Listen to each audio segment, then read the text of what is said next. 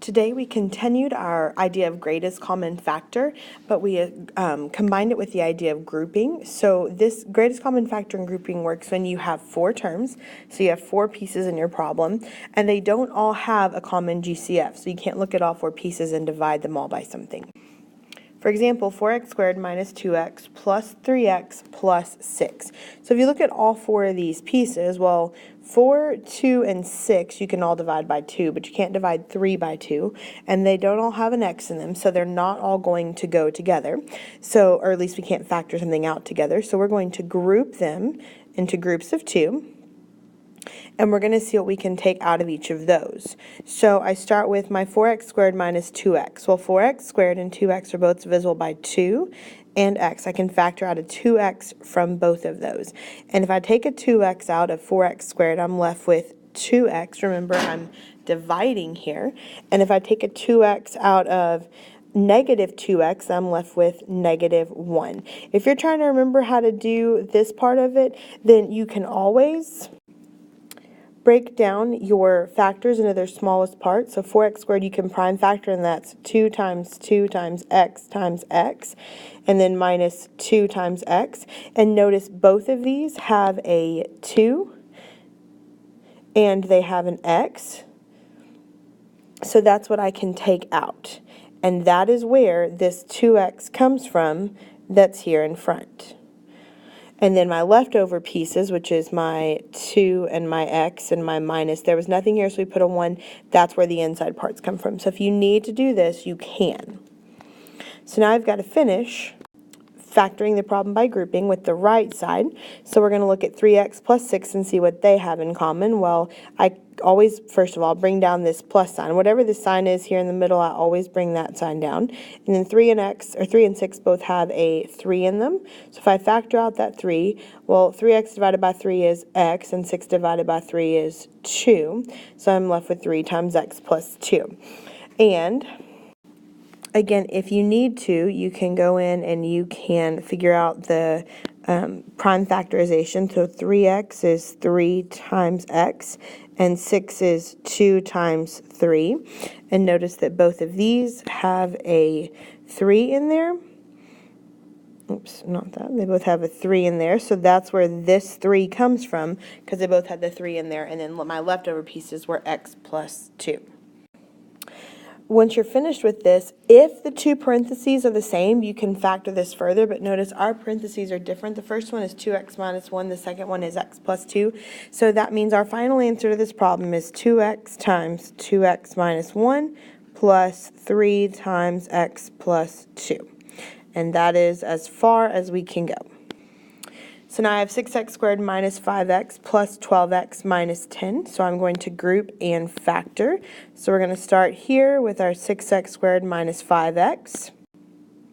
Again, if you need to, you can group, you can write these out, underneath there if that's helpful to you. 6 is 2 times 3, and then 2 x's, and 5 is just 5 times x, and I'm looking for what they have in common.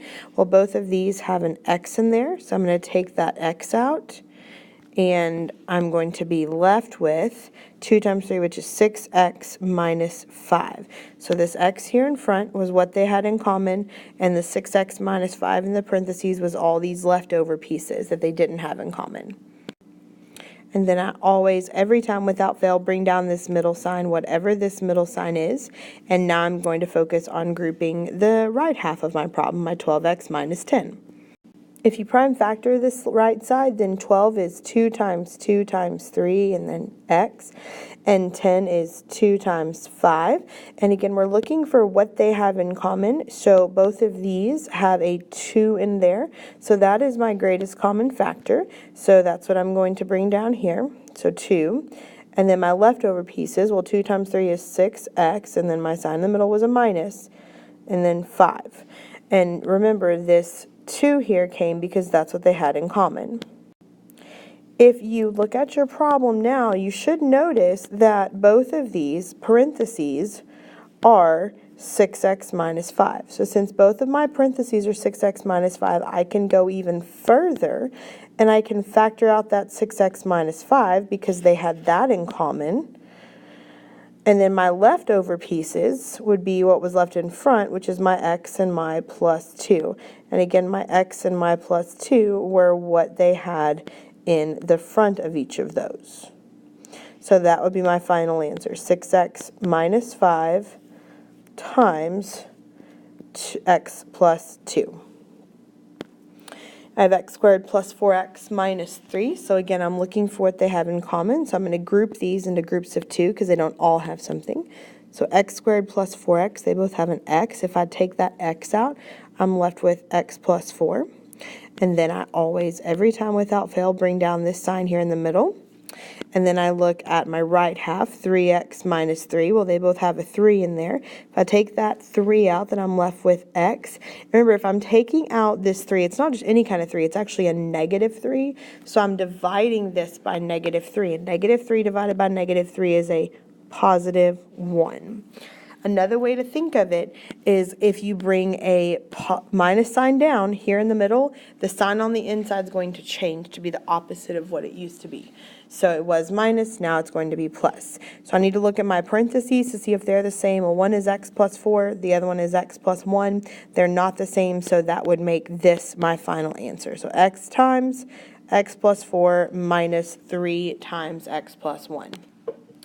Our last problem says 6x squared minus 2x minus 3x plus 1. So again, I'm going to group and see what they have in common. So I'm grouping these two together. I'm going to look at them first. So 6x squared minus 2x, well, both of those are divisible by 2. So if I take that 2 out, and I can also take out an x, they're both divisible, both have an x in there. And if I take 2x out of 6x squared, I'm left with 3x.